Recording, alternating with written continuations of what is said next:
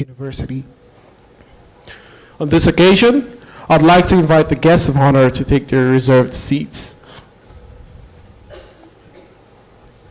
Today, we have about 200 participants who are experts and professionals on e-learning joining this conference. We gather here to share innovations and research on collaborative learning with technology.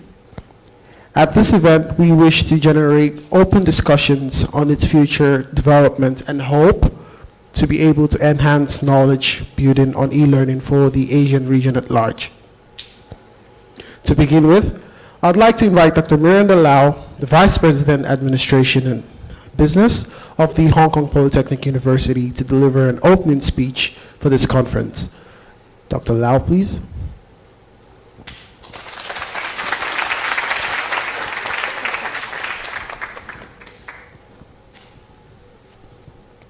It's better for me to stand somehow in the middle.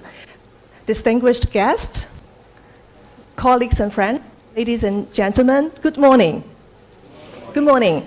It's my pleasure to welcome you all to the eLearning Forum Asia 2017, and at the same time, also my honor to welcome you all to the Hong Kong Polytechnic University on our 80th anniversary.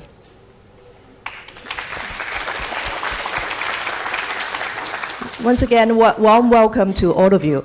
Our motto at PolyU is to learn and to apply for the benefit of mankind. Over the past 8 decades, PolyU strives to bring innovation and impact to the society through our transformative research and innovative learning and teaching pedagogy.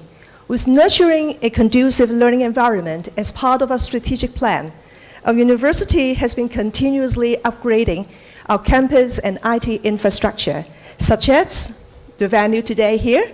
We have been creating modern learning teaching spaces to accommodate interactive learning, high-speed Wi-Fi and internet services to support a digital workspace that students can learn anytime, anywhere, on any device. The commitment to the exploration of collaborative learning and improvement of access to learning is also demonstrated by the delivery of new MOOC courses using interactive webcast lectures for thousands of students worldwide. These discoveries and practices echo the theme of the conference today: collaborative learning through technology, frontiers and evidence. The nature of learning and teaching is changing, and you are all experts here. I'm sure you echo this statement. In the years to come, there's no doubt that students and learners need to embrace a new set of competencies that will enable them to become more effective members of the digital society.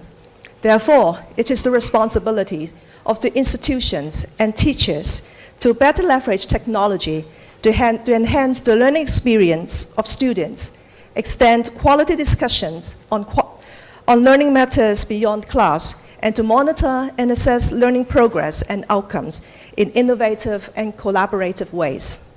I'm sure this e-learning forum will offer a lot of stimulating perspectives to the participants over the 3-day event. Taking this opportunity, I would like to thank the conference organizing committee and the e-learning Forum Asia board for their professional and diligent work. Also, a big thanks to all the speakers and participants, especially those of you coming from abroad, for joining us and sharing your valuable and insights. This year, PolyU is celebrating its 80th anniversary. This conference is certainly another highlight among our celebration activities. Once again, I wish you all have a fruitful conference, and for the overseas visitors, a very pleasant stay in Hong Kong. Thank you.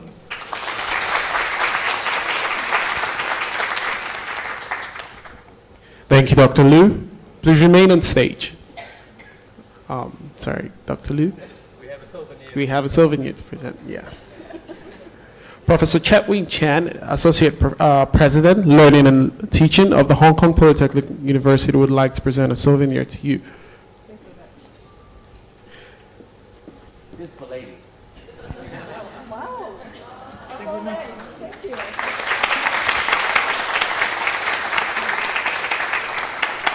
That's so thoughtful. Thank you. Thank you, Dr. Liu. Please take a seat. At the same time, may I now invite Professor Chetwyn Chan, Associate Vice President, Learning and Teaching of Hong Kong Polytechnic University, to remain on stage and deliver a welcome speech on behalf of the conference program committee. Professor Chan, please. Thank you very much.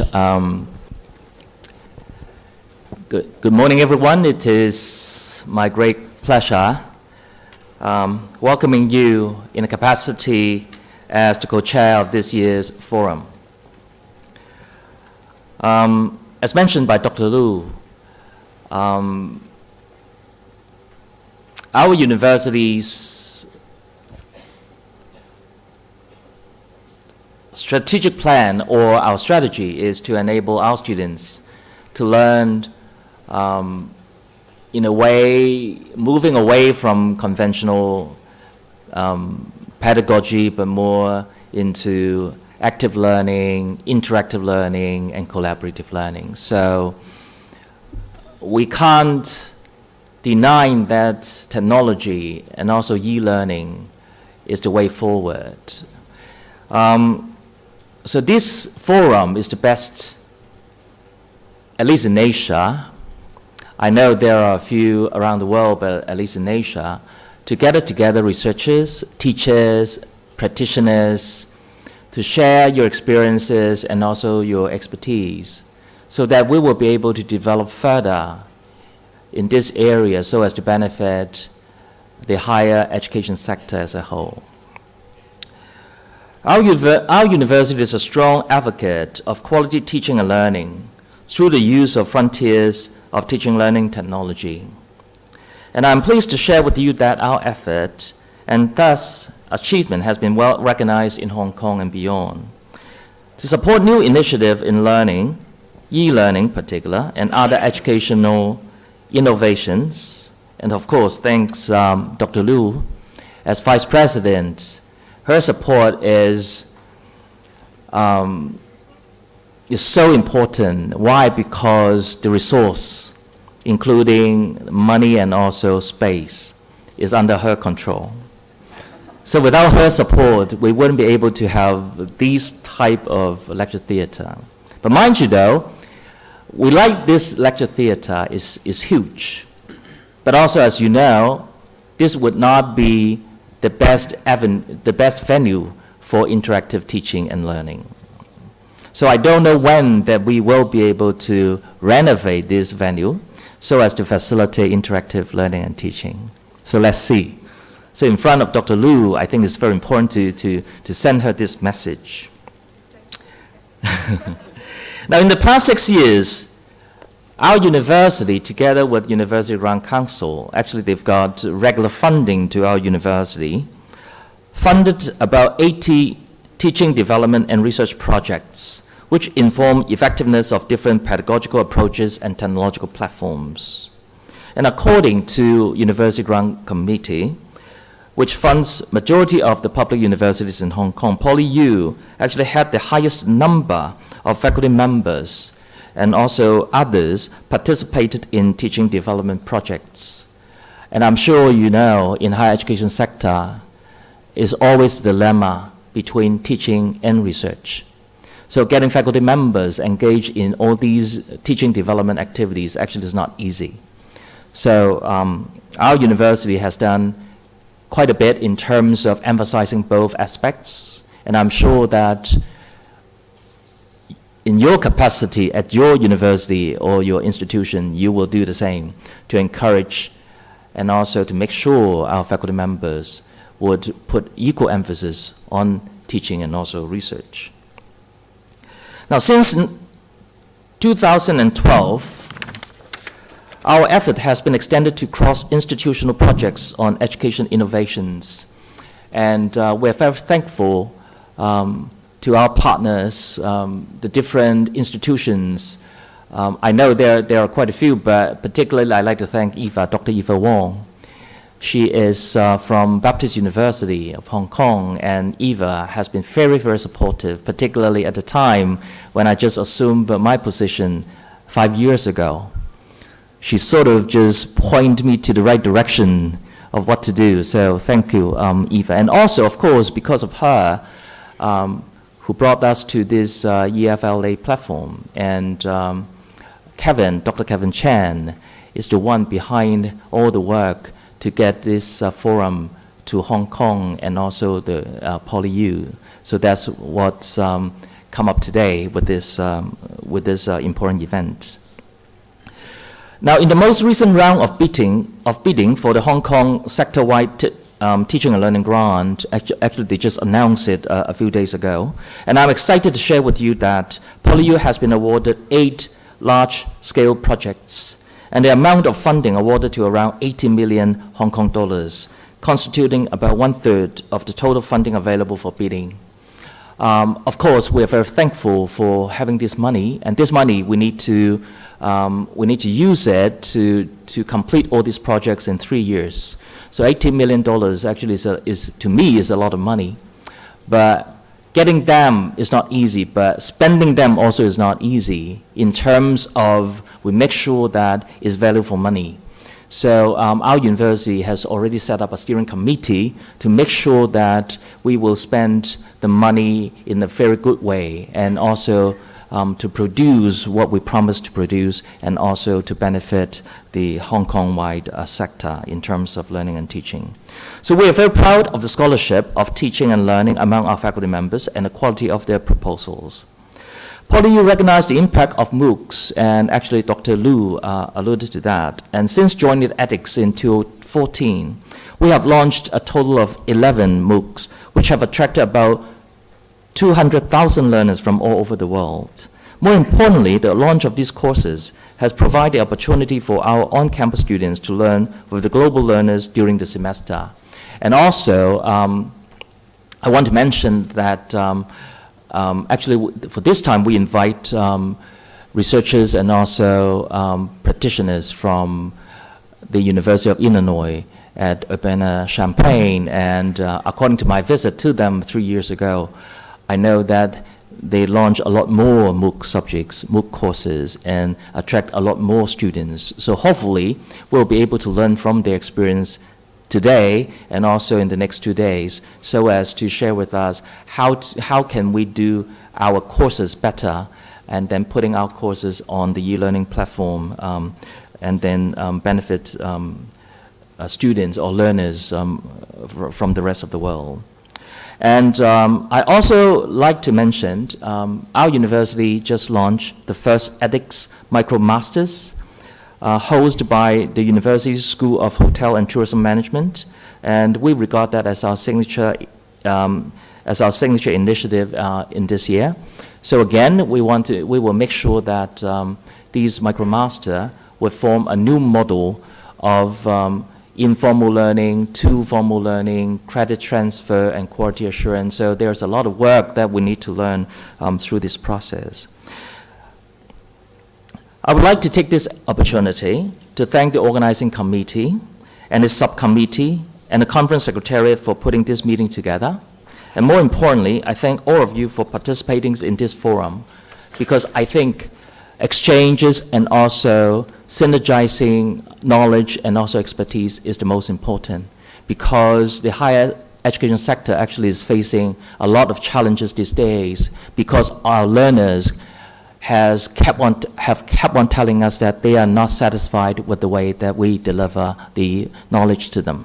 So hopefully the discussion would allow us to just have another step forward, so that we will do more and also better for the entire higher education sector.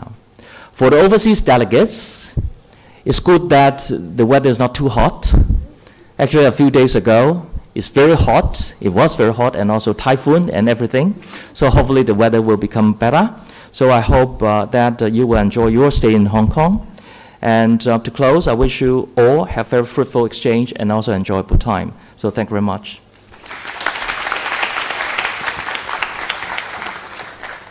Thank you, Professor Chan.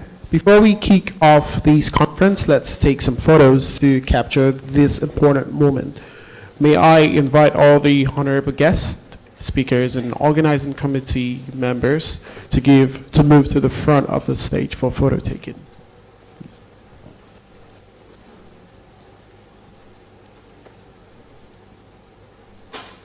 We also have all the speakers.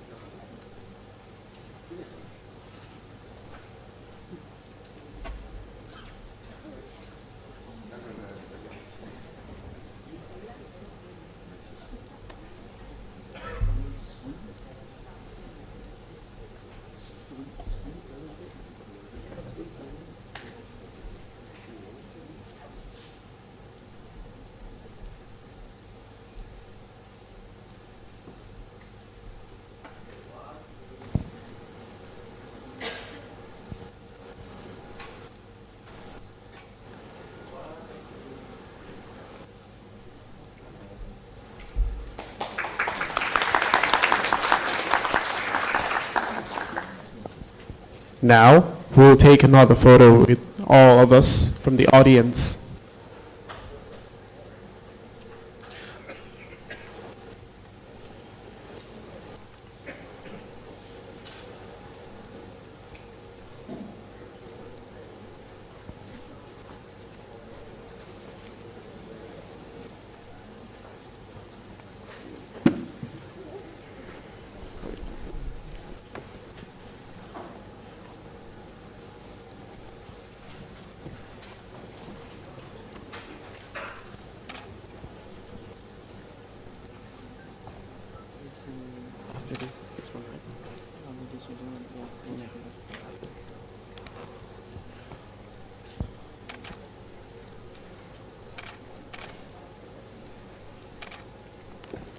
Now, ladies and gentlemen, we're coming to the most exciting part of our opening ceremony with the Lion Dance ceremony, sponsored by the Meetings and Exhibition Hong Kong.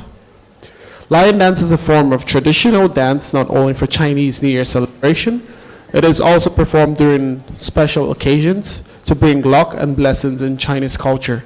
Please enjoy.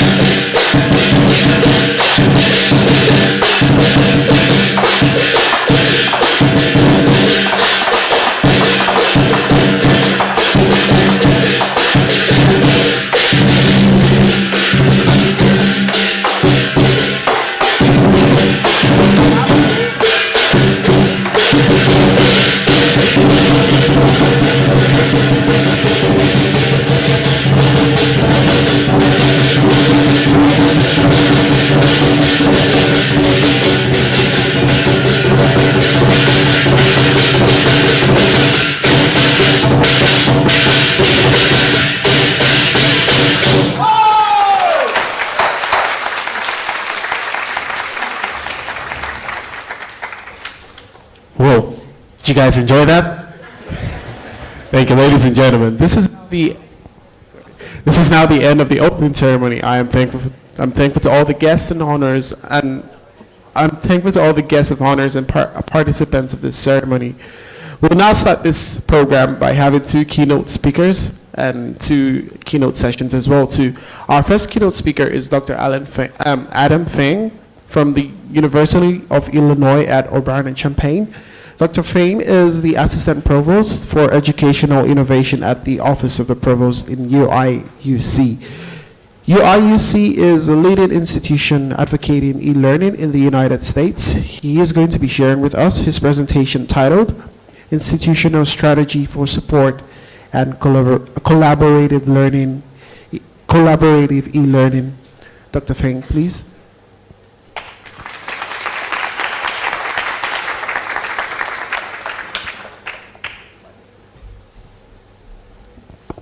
This is how, this is my home turf. I do class in this room.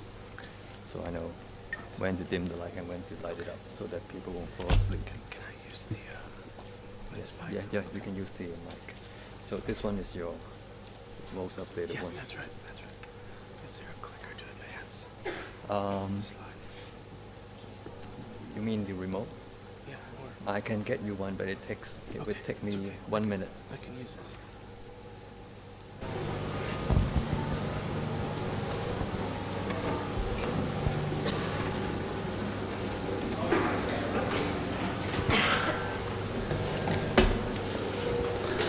Thank you, everyone. It's an honor to be here this morning. I'd like to start by thanking the eLearning Forum Board, Dr. Vice President Liu, Associate Vice President Chetwyn Chan, Dr. Kevin Chan, Dr. Ian Brown, and my other colleagues who brought me here today. It's simply an honor to be here. I'm thinking maybe I should have brought my guitar after that wonderful intro, just to keep up.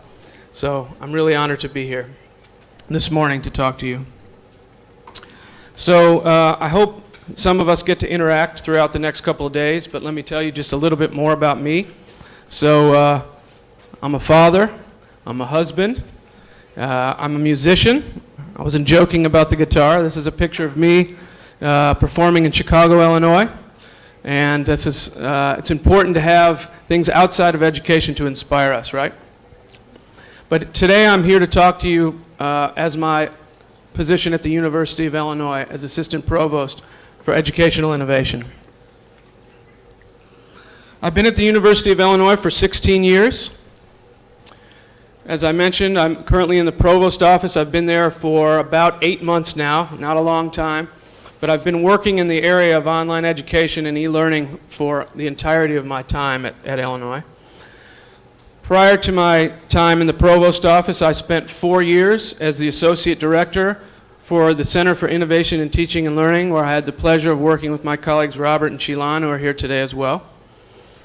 And I've recently completed a PhD in Educational Policy, Organization, and Leadership, where my focus and research was on the cognitive theory of multimedia learning and disruptive innovation in higher education. I won't be talking much about that today, but I'm glad to talk to any of you about my research as the conference moves along.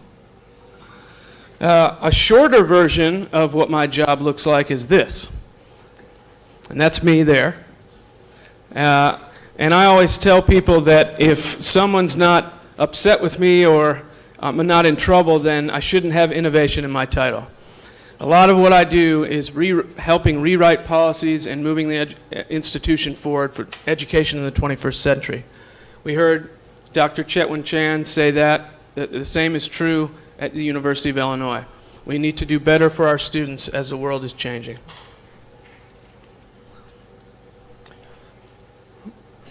One of the things I hold near and dear to is ensuring that I'm always in communication with the stakeholders.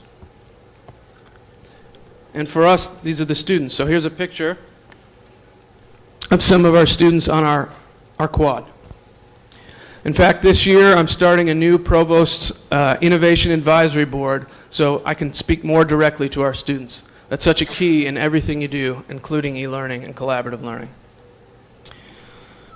So you need to know your audience. You also need to anticipate the future. Now, I don't just call these two guys here subjects A and B. These are my sons, Jack and Charlie. But they are extremely informative to have around the house. When I went to college, the first time I had a computer was in college. This next generation is growing up being connected all the time in many places. I understand it's not everywhere in the world, and that's an issue we really need to deal with and work on. But I watch how they learn, I watch how their friends learn, and it's really interesting to talk to them about teaching and learning. And it reminds me every day that we have to do better and prepare for the future. So let me tell you just briefly, for those of you who are not familiar with the University of Illinois at Urbana-Champaign, or UIUC, let me give you a brief introduction to our university. We're now 150 years old. This is our sesquicentennial. It's really exciting to know that Hong Kong PolyU is 80 years old this year as well. These are important things to celebrate.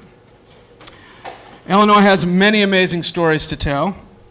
We were founded in 1867, or 150 years ago, We are an American Association of Universities research university. Only 62 or 63 of these universities are designated as such.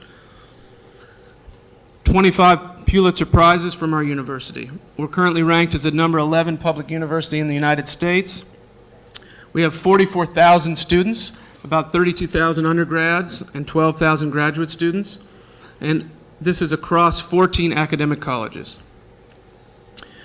You may not know, but the University of Illinois and our students and alumni invented the first graphical web browser. It was called Mosaic.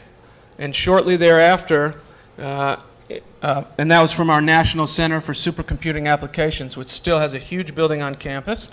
And we have a new supercomputer just a few years ago that was rebuilt a few years ago called Blue Waters.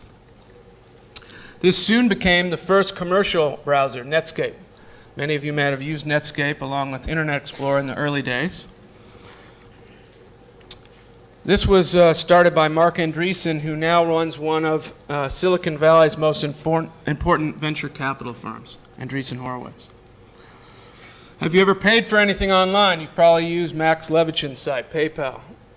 Max went to the University of Illinois. PayPal was sold to eBay for $1.5 billion now 15 years ago.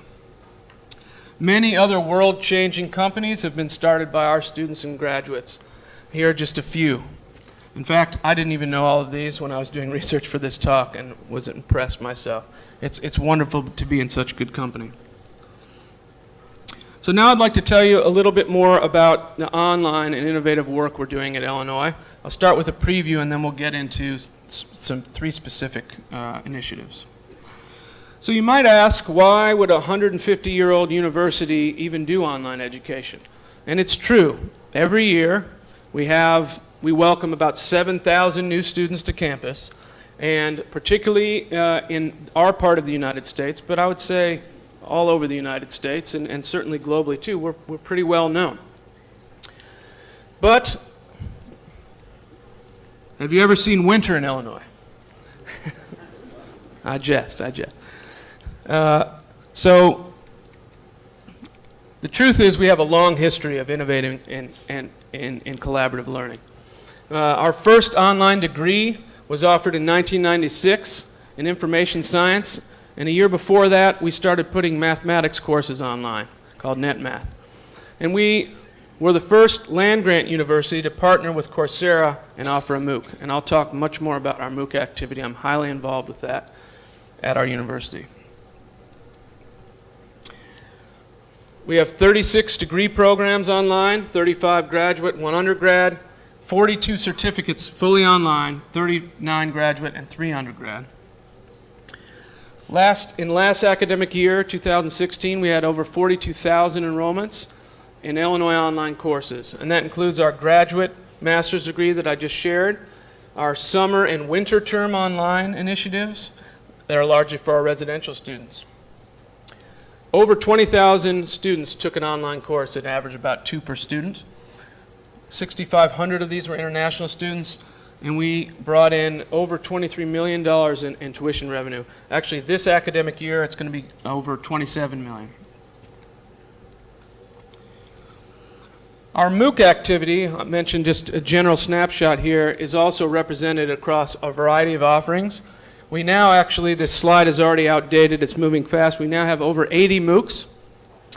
And we have the first 3 degrees with Coursera, and a Master's of Business Administration, a Master's in Accountancy, and an MCSDS, which is a Master's of Computer Science and Data Science. We have 10 specializations, which are akin to a certificate. And just from the non-credit activity, just from the open MOOCs, we're really starting to show some revenue. Over $1 million last year, and almost $1 million in just the first quarter of this year. But don't just take my word for it. Here's one of our IMBA students.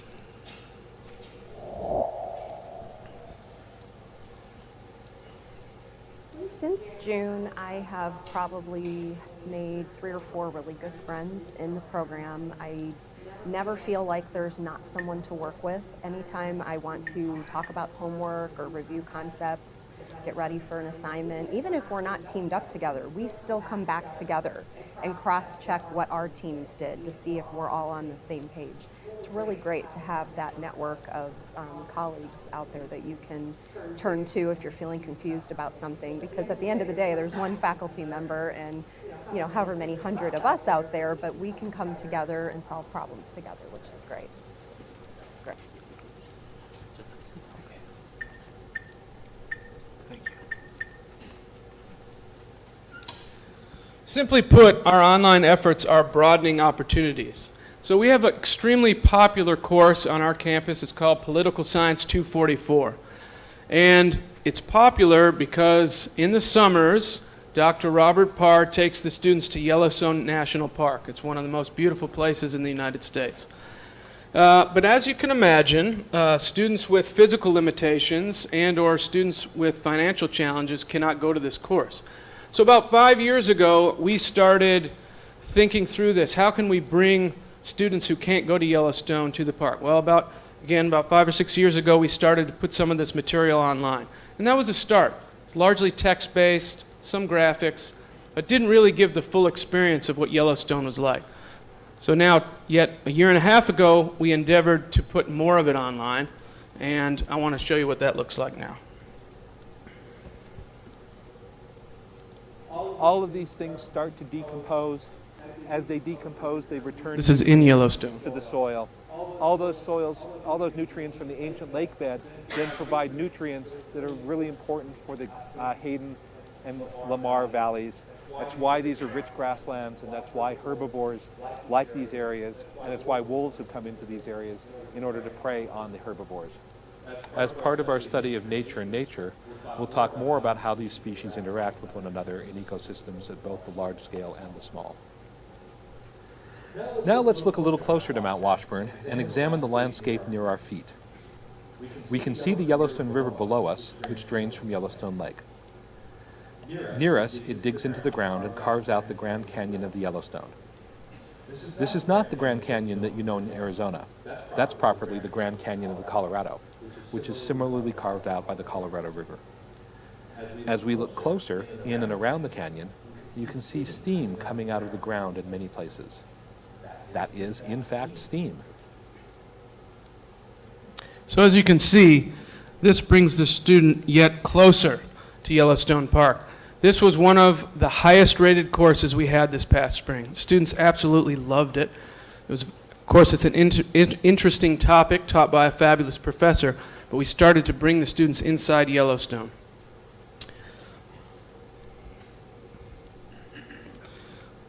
And I'll talk a little bit more about this later, but we don't want to stop there either. Really want to take it to the next level with augmented and virtual reality so the students can really immerse themselves in this course. And I'll show you a bit more about that later. So let me tell you now a little bit more about the infrastructure that is key to the center of what we do at the University of Illinois, UIUC. There are 4 primary units needed to support successful infrastructure for innovative e-learning. Certainly you need your academic unit colleges. This is the treasure of our university. Brilliant deans and faculty and the minds and the students within them. There's the Office of the Provost, which is our central university leadership, and you need that top-down support. And then the central infrastructure unit, which we call technology services. But in order to really realize where we wanted to go with e-learning and giving the students a high-quality, innovative education, we were missing a piece. There were 3 offices on our campus conducting similar business. This was, say, about 5 years ago or so.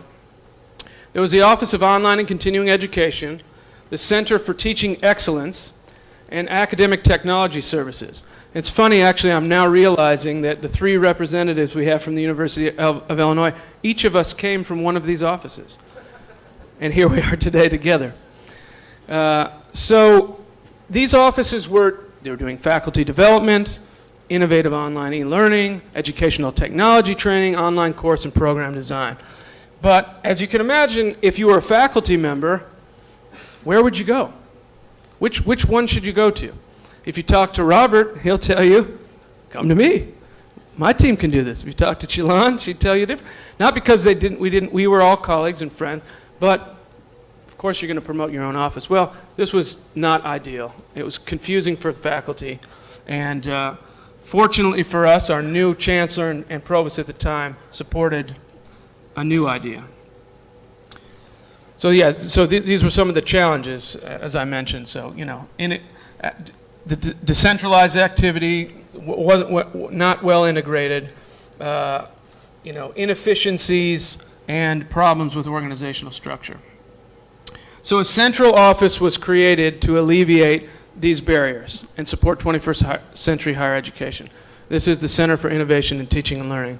And its mission is to explore and promote innovative teaching to support transformative learning experiences across the modalities. And I won't read all of these, but these are just some of the services now centrally provided by the center. So these 3 offices merged together and really completed the circle for what was needed for strong infrastructure to support innovation. There are also a number of really vital faculty-led committees necessary for e-learning success. First of all, there's our Faculty Academic Senate. Absolutely important that the faculty stay involved with what we're doing at every level. You have curriculum committees in each academic unit, also faculty-led. You have the Center for Innovation in Teaching and Learning's Executive Committee, which brings together leadership like Robert and Chetwyn and others with academic leaders. And then you have a couple of committees that I oversee from the Provost Office, like the MOOC and Online Strategy Advisory Committee. These groups are absolutely essential in putting together the infrastructure for what we've been able to accomplish that I'll share with you. So here are a few of those transformational collaborative initiatives that I want to share and talk a bit about. First of all, I want to talk just a brief moment about what is transformational learning. Actually, I talked to Dr. Kevin Chan about this. He suggested this reading. Definition in this article, this journal article, says transformational teaching involves creating dynamic relationships between teachers, students, and a shared body of knowledge to promote student learning and personal growth. You'll notice it doesn't say anything about modality, because the truth is you can do this face-to-face, blended, or online. There are very bad courses in all of those modalities, and there are wonderful courses in all of those modalities. The first initiative I want to talk about is the centralized support for teaching and learning. Now, I already took you through some of that, but I'll take you through a bit more. Then I want to talk to you a little bit about our MOOC efforts, and we've done quite a bit in this area. And then finally, I'm going to talk about our collaborative learning spaces initiative, because not everything we're doing is completely online. We still have a big campus and lots of students there too. For each of these examples, I'll talk about the challenges, the opportunities, the innovations, what was needed to initiate these, what supports it, what it looks like, and the impact it's having. So let me start by talking a little bit more about the centralized support model. So as I mentioned, I already covered some of the challenges and opportunities, but there are some other key points I want to discuss here. So the center reports and is supported by the Office of the Provost, and this was really important. As I mentioned, it put an end to the confusion and fostered a new paradigm of no confusion, one-stop shop. I cannot tell you how important that's been on our campus. There are no more questions about where to go. They go to one place, fill out a form, talk to people, someone can help. Someone is there to serve immediately. It also ensures that the center would provide these high-quality services, and our university knew that because it was sanctioned and signed off by the provost and the chancellor. And again, not only were the faculty, deans, and academic leaders a part of these committees that I mentioned, but they were heavily involved in the creation of the center, even down to the name of the center, which was debated for months. It's like naming a musical group. It's very difficult, very difficult. The new designation really created the necessary balance for innovation and collaboration. As I mentioned, I've been on campus since around 2000. 16, almost 17 years now. This was always an exciting bottom-up initiative. By that I mean it was driven by the staff, this department here, maybe a department over there, but didn't exactly have the support of the highest officers on our campus, president, chancellor, provost. There was never resistance from the top, but I wouldn't say it was well supported. Over the past 5 years, that top-down support and the creation of the Center for Innovation in Teaching and Learning changed the game. And if I showed you a few more charts, you'd see online education on our campus shoot up. And there's lots of reasons for that, but that's certainly one of them.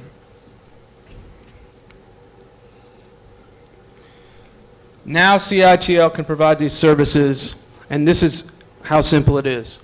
No need to reinvent the wheel. The director of Center for Innovation in Teaching and Learning looked at places like Amazon and Netflix, say, let's just do that.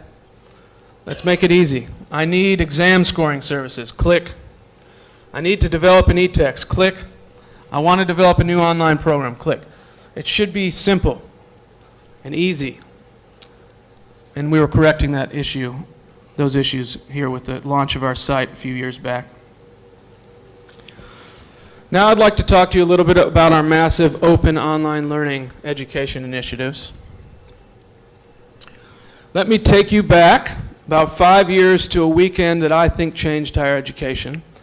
And I'm not trying to be hyperbolic. I'm not going to call for an end to universities. I never thought that was going to be the case. But it was a really important moment for the University of Illinois, UIUC.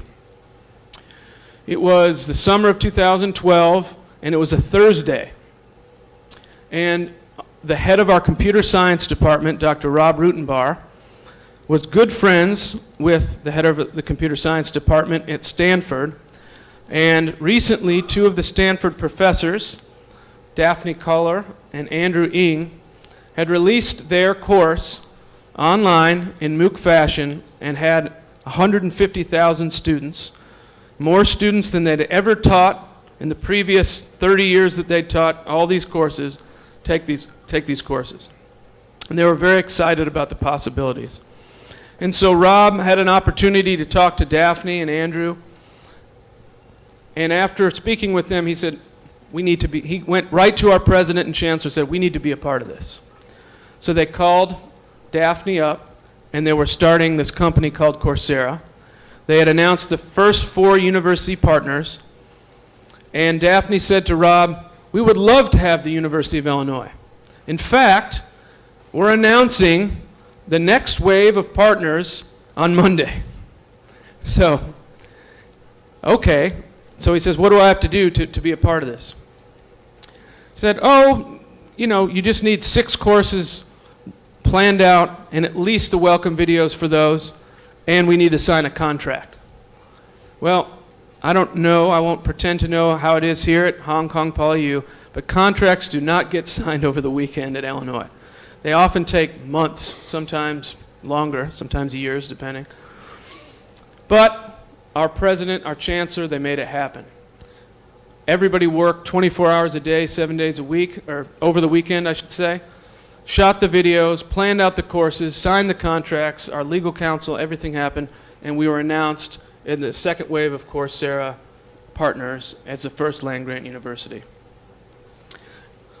It took all of these folks working together collaboratively to make this happen. But of course, there are immediate challenges, questions. Could we accurately explain to our accrediting body and the Faculty Senate, which is so important to our campus, an initiative that stretched the boundaries of education? Can we reach a greater portion of the world with our online courses, which remember we had already done for about 20 years, without sacrificing quality? Could we truly foster a collaborative relationship with yet another vendor? But we saw opportunity. There was an opportunity for us to extend our land-grant mission, which is it's a long story about federal funding and how we were formed as a university, globally, and truly provide stackable pathways for new learners, and I'll talk more about stackable pathways in a minute. The opportunity for cross-university teaching and learning teams to collaborate. the opportunity to redefine university corporate partnerships around transparency and deep trust. The first steps were critical. As with the formation of CITL, an open conversation with campus faculty and leaders needed to happen right away. And we formed the MOOC Strategy Advisory Committee, which directly advised the provost about how we'd move forward. We needed to immediately make an investment in infrastructure, so the provost signed off on 10 new positions for our center.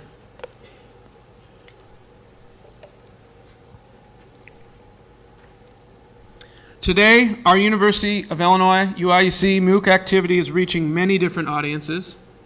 There are over 27 million Coursera learners. 2.7 of them have been enrolled in Illinois MOOCs. 2.7 million. We've had over 58,000 paid learners on the platform taking our MOOCs. We now have over 1,000 degree students, and I'll talk about that more in a minute. So here are those degree programs. As I mentioned, we launched the first 3 degrees on Coursera. There's now a 4th from HEC Paris, the business school. The Masters of Business Administration and the Masters of Computer Science, as well as a brand new one starting in August in accountancy. And just the first 18 months now, over 1,000 students.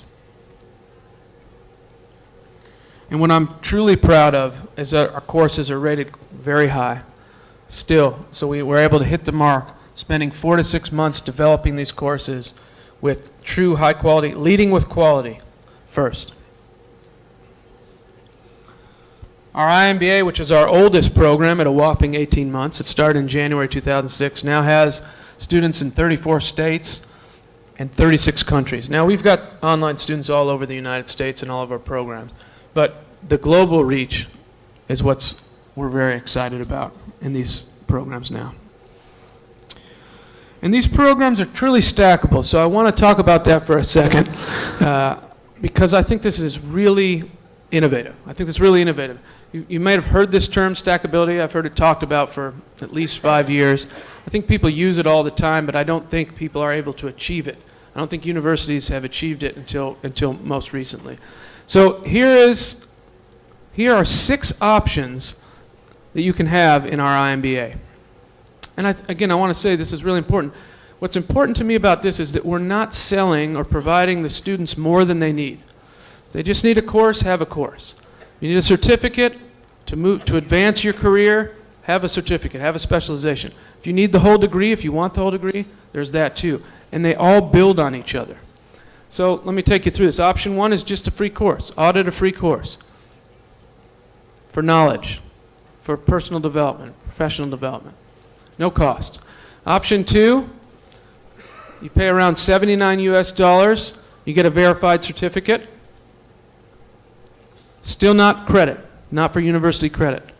Option 3 then stacks on the non-credit learning for credit learning. So you pay the $79, you pay the tuition to the university, and you now have university, transcriptable university credit. Option 4 is a specialization, which is a stack or a series of these courses that you can put together for a non-credit credential, a badge for LinkedIn and other things. Option 5 is the 4-credit specialization and certificate. And again, all of these, you don't ever waste any learning. All of these stack up to, if you want to, you go for the full degree, option 6. Quick question. You highlighted that option 2 was $79. Yes. What are the costs for the other options? Sure. So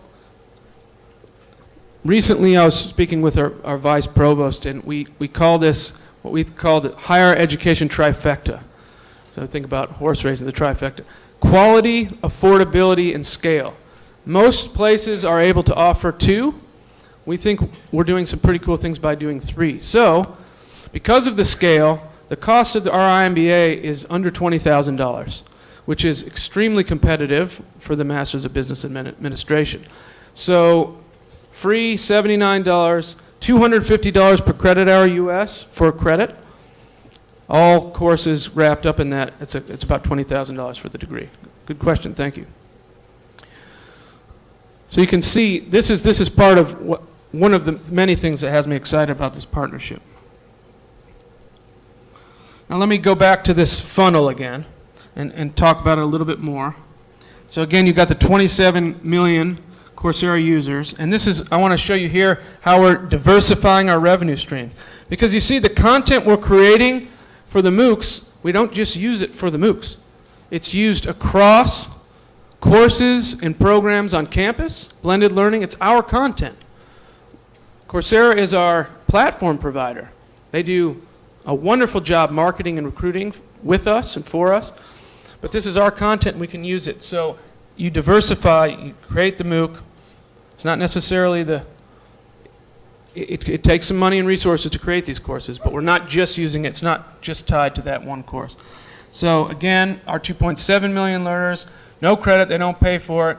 What does that give us? So we don't make any money from that, but it has been a wealth of brand exposure for University of Illinois, UIUC. 2.7 million people now know more about Illinois and the quality courses we have.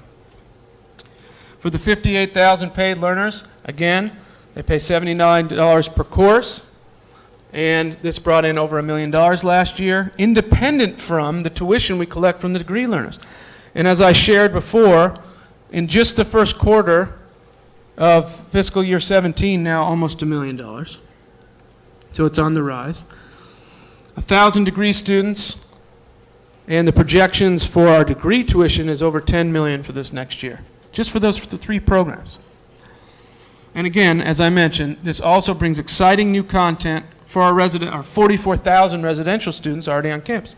So it's also helping our students there who are free to take, certainly free to take an open course, but also have opportunities to take some of the MOOCs along with their global colleagues. This is a fantastic understanding of the revenue part. Thank you. One question that comes up sometimes is how much does it cost to develop an online course? Yeah. So you took about 6 months. I know Yes. some things we've seen said, okay, you just have a faculty member talk a lecture, that's easy. Yeah. But to do all the online production stuff is actually more expensive. Yeah. Face-to-face. How do you guys think about that? That's a great question, and there's tons of slides I have for this. I didn't bring that as part of the talk, but let me quickly answer. So, the Center for Innovation in Teaching and Learning has a priority process. I'll talk about that a little bit at the end, and because as you can imagine, the demand is far outweighing supply. One of the things we're struggling with is how do we produce all these high-quality online courses from across campus with the staff, and we have a pretty big center. There's about 120 people in it. It's still not enough to keep up with the demand. So we work with the deans of each of the colleges to prioritize, let them make the call. They get a slice of pie. They get allocated a certain number of hours, and they can choose what's the highest priority for them. Provost is involved in that too, but largely it's a decision of the academic dean. This process takes about 4 to 6 months, and typically the cost for a MOOC, which is probably a bit of a higher cost than a traditional online course, is anywhere between $15,000 and $50,000 to produce. And again, we don't want to make any sacrifices. That MOOCs involve usually quite a bit more high-quality video. I won't go into, I don't want to run over my time, I won't go into great detail about that, but that's my area of research, multimedia learning. My dissertation was on multimedia learning and MOOCs, and so one of the things I want to do is determine what are the best, measuring learning performance based on the quality of video, where you put the video, and we've run some really interesting experiments about that I'd be glad to share with you after the talk later today. So, but I want to talk a little bit about our new learning spaces efforts too, because I truly think this is something innovative in the collaborative e-learning space that we're doing. So tell me if you can spot any differences between this and this. Unfortunately, no. The first picture was taken from university 5 years ago. The second from around 1900, over 117 years ago. That's not acceptable. In fact, there's a joke that says there was a dentist who in 1900 was taken into the future, 2017, into a dental office, and he didn't recognize a thing, couldn't see anything, had no idea. Wow, I was amazed with all the technology. The same thing happened to a teacher, a professor, 1900, whisked into 2017, and he said, oh, this is very familiar. I know exactly where I'm at. But that's a challenge to all of us. That's a challenge to each of us. We cannot be content with what we've been doing since 1900. There are many, many facets of learning that should stay and be a core of what we're doing, but not all of them, and we need to help rewrite that. Because we know so much more about cognition and teaching and learning than we did then. We know, for example, that learning collaboratively and in an active manner raises learning retention. Well, our classrooms need to match this. So I introduce you to iFlex at Illinois, 21st century classrooms for collaborative learning. And the idea behind these classrooms is that we socialize the idea that learning is an active process best accomplished in environments that offer opportunities for collaboration. Here's one of our classrooms in the College of Education that has a huge video wall, interactive video wall. iFlex, by the way, stands for Illinois Flexible Learning Experience. You'll notice that all the furniture is movable. Look at those chairs. So they can be grouped in any way the faculty see fit. Again, in this initiative, the first steps were critical. Once again, an open conversation with faculty and leadership was necessary. Once again, an all-important committee was formed. This one was called Instructional Spaces Advisory Committee. Once again, an investment in infrastructure. So they created a portal for the initiative. And I'm glad to share these slides so you don't have to write down the URL. And right out of this initiative, workshops were presented. Community of practice around this collaborative, flexible, flipped classrooms were formed. Here, for example, this is 3 common teaching strategies. And you can see how much better they work in this space. So, the hook. You want to trigger curiosity in the first 5 minutes of a class and do something based on what the students did outside of class. You want to have collaboration. You want to create, debate, role play, have case studies, authentic collaboration. We know this enhances retention and prepares the students for work life. And then reflection. Students remember more when they are asked to reflect on their learning. You know this from Bloom's taxonomy and other things. Even a few minutes at the end of each class can affect long-term memory. Especially the collaboration, but really all of these things are much better executed in a physical space that allows for these things. Well, right now we're about 16 new classrooms and growing. There's a virtual tour there at that URL that I wanted to show you, but we're still working through that. Again, it was a true cross-campus partnership between my office, the Office of the Provost, our Central Facilities Office, the academic units, the Center for Innovation in Teaching and Learning, and our Central Technology Unit. Now, not every faculty member jumped at the opportunity to teach in this space. My faculty colleagues will tell you that often there's a joke that goes around saying, this is what I do to prepare for teaching for this semester. I show up to my class on the first day, I erase 2016, and I write 2017, ready to go. Well, it takes a lot more preparation to teach online, to do all those MOOC activities, to teach in one of these spaces. You have to put time in. To a person, every single faculty member that the center has worked with, who took the time and effort to work with the team to do this, whether it's in one of these iFlex spaces or online in a MOOC or in a traditional online setting, was thankful that they did so. It changed their paradigm of teaching. It changed their paradigm of learning. So, of course, once you get the early adopters doing this, and there were plenty of faculty that were excited about this, other faculty will follow. This is true for online. This is true for blended. This is true for for these iFlex spaces. You want to know what it's like from a peer. So again, very important to involve faculty in this. Soon, next year I believe, the next year and a half, we will have a whole design center dedicated to research in this area. We're very excited about this initiative.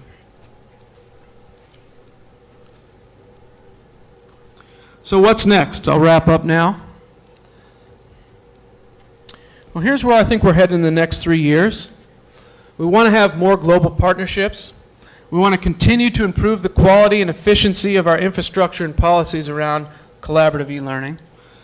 We need to continue pushing the boundaries of research in this area. And specifically, we're going to continue in a brand new lab that's almost done now, working with augmented and virtual reality in educational settings. More global partnerships. Well, here I am today. I was so blessed and lucky to have my colleagues from Hong Kong Polytechnic University visit us over the past few years. And we already are working with them closely in some augmented and virtual reality partnerships that we're very excited about. And that's just one example. We're continuing to improve the quality and efficiency of our infrastructure and policies. I've worked with a small team to create what I call the Illinois Online Strategy Toolkit. This is another thing I could do a whole presentation about, but I don't have time today. But here are 5 tools that I think arm leadership in making great decisions, particularly in this case for online and e-learning. It's a program revenue modeling tool we use to help leadership think through, is this a good, sound financial investment? There's a lot of factors to consider. There are a lot of costs, infrastructure. Market data reports. It's important these days to understand the market when you're thinking about a program. There was a New York Times held their annual higher education meeting last week. The former president of Harvard was there, as were other university leaders. And one of them said, 5 years ago when we surveyed our students, around 50% of them were concerned with career outcomes in their education. Today we had that same survey, 92%. 92% of them were concerned with career outcomes. So we need to understand the market. Our students in the United States are graduating with a good amount of student debt, and they want to know that they're going to have a job when they put all this work in. It's not the only reason. Graduating students to understand the world better is vital to our mission, but we do need to consider career outcomes as well. There's a program planning forum which really takes a stakeholder through all the steps you need to build a program. It's about 50 questions and starts the process. This August we're launching what I call the Vital Signs Dashboard so that every single university leader at a click of a button can see the health of their program. Is it healthy? Is it sick? What do we need? Where are we weak? Where are we strong? And finally, these committees I mentioned, the other MOOC Strategy Advisory Committee, we have an extremely important one called the Online Learning Operations Advisory Committee. These are program leaders across campus who are dealing with the programs on a daily basis. We meet monthly, we talk, we share challenges and opportunities. These things all come together to make the toolkit, and it's working very well.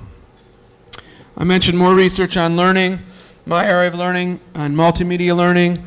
I'm writing a paper with an economics professor on loss aversion in the MOOC setting. I can talk more about that, and of course, community of practice optimization. Chilana and I are giving a short talk on that tomorrow down the road. I mentioned also new teaching and learning technologies and augmented and virtual reality. This at the surface, I would have liked to have shown you the actually interactive thing here. You're looking at this and saying, what's the big deal with this? This is a picture of a dog skull, okay? But a year ago, the students in our veterinary medicine program, when it was time for them to study canine dentistry, they just had text. Here, read about it, and then go do surgery on a cadaver. Read it, go right into surgery.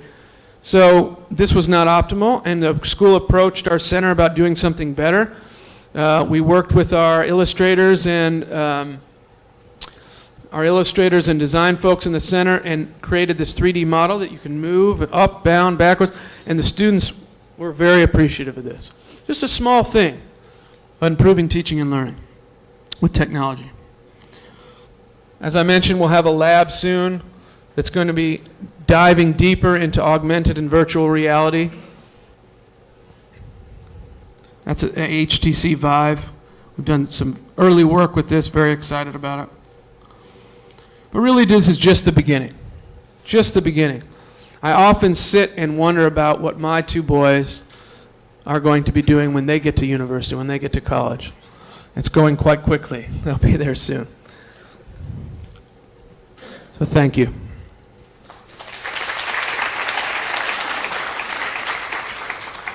Kevin, do I have a few minutes for questions, or? Okay, sure, I'll take a couple.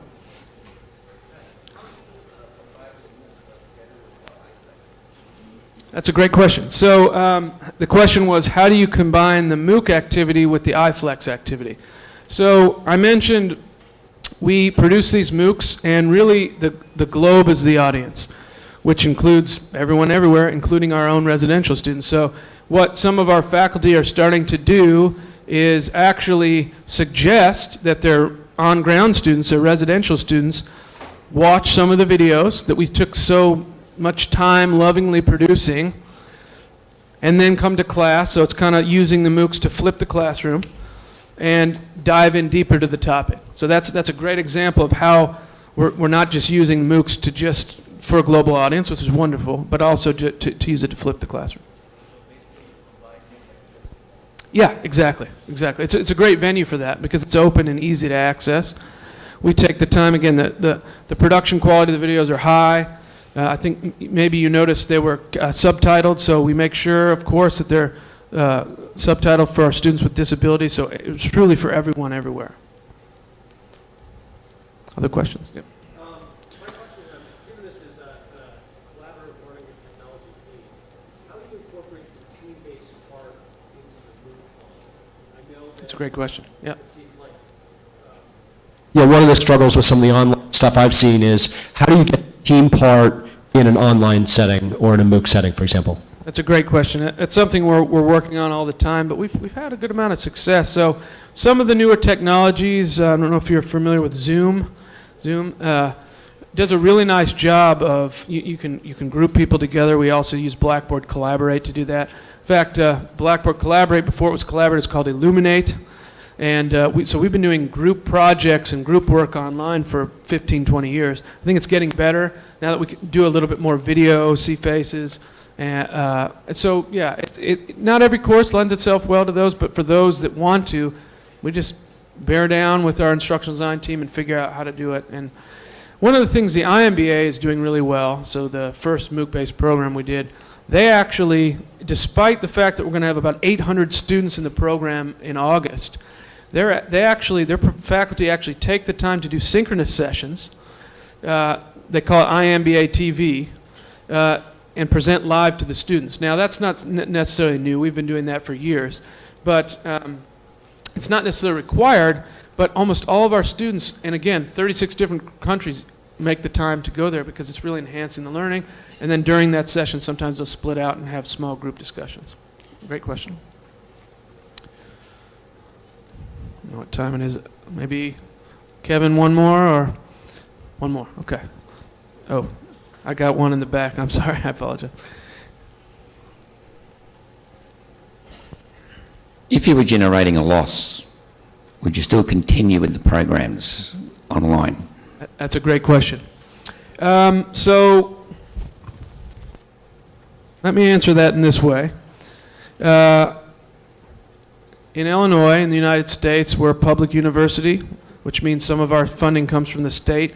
Our state is not in a healthy state, and so there's no doubt that part of what we're doing here with the MOOC activity is to generate revenue. It's certainly to extend our mission, and we feel strongly about educating the world with high quality education. I think that the answer to that question is maybe. If we have 20 initiatives and 18 of them were losing money, we probably would have to phase some of them out. But there's no doubt, I'll give you an example. We have a MOOC now in genomics. We have a number of MOOCs in a number of different, we have a MOOC on post-harvest crop loss, more niche areas. These MOOCs aren't making any money. They're probably at a loss.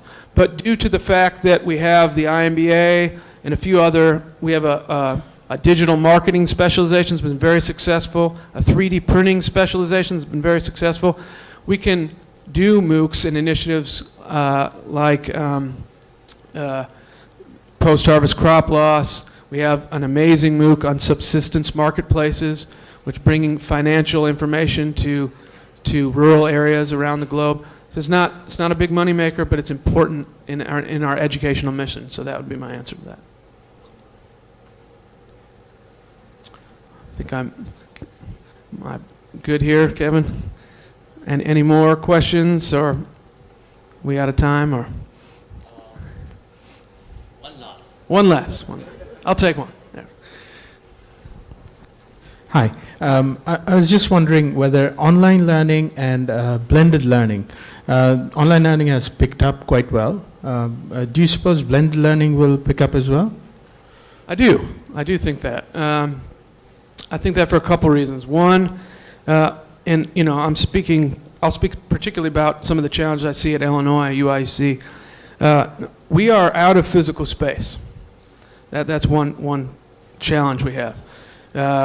We have a pretty large campus, but we're still out of physical space. Our students have increased, and so practically speaking, it's really nice for potentially a group of students to meet only once a week rather than 3 times a week, get their content online, dive deeper when they're together. So that's one of the reasons I think it's increasing. The other reason is the next generation. I've talked a lot about this, my kids, their friends, even the freshmen that we have, the 18-year-olds we have on campus now, they're pretty hungry and thirsty for this type of learning. They're on their phones, mobile devices all the time. So this is not something that might be nice. It's something they actually expect. They're doing their banking and their entertainments online and the phones, and they expect their education to be that way too, for better or for worse. But they're really demanding more customization. In fact, we have a student group on campus that I had the pleasure of speaking with about a month ago. And I took 2 things away from this. It was 6 or 7 students, and we were talking just about online education. And the 2 things that were most important to them, number 1, a clean, easy-to-use interface. I talked about that before. They don't want to be confused about where they're going in their online class. Number 2 was they wanted push notifications to their phone. They want, please pop up and tell me when I have an assignment in course 2 or course 3. Because this is what they're used to in the other aspects of their life. So I think that's another reason blended learning will increase. It doesn't mean students aren't enjoying face-to-face education, especially when we do it well, collaboratively and actively in these classrooms. But a mix is probably where you see some of the strongest outcomes. Okay, now I'm done. Thank you all so much.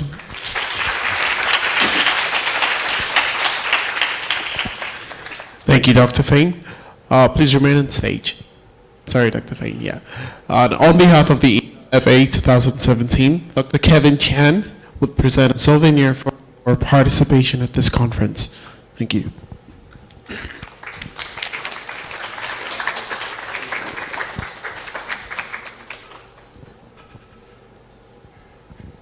Thank you, Dr. Fein and Dr. Chan. Our second speaker, Professor John Williams, is a professor of information.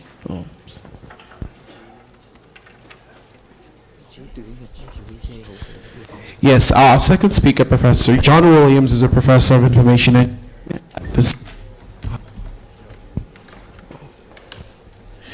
the Civil and Environmental Engineering Department at Massachusetts Institute of Technology. He was recently named alongside Bill Gates and Larry Ellison as one of the 50 most powerful people for computer networks in the world. Professor Williams will be presenting from Boston, Massachusetts.